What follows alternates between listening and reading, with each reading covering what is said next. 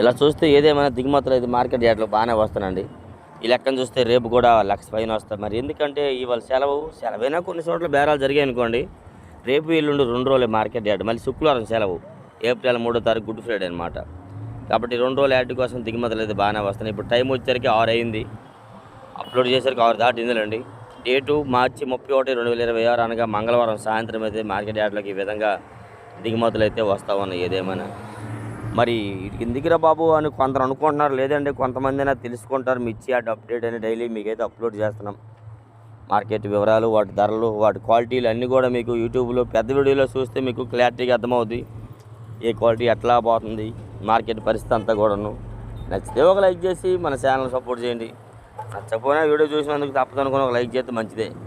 దిగుమతులు అయితే ఈ విధంగా మార్కెట్ యార్డ్లోకి అయితే వస్తున్నాయి. ఏదేమైనా ఇది చూస్తున్నారు కదా, మంగళవారం సాయంత్రం 6 అయింది టైము. దాదాపు ఒక 20,000 పైన వచ్చినాయి ఇప్పటి వరకు దిగుమతులు అయితే.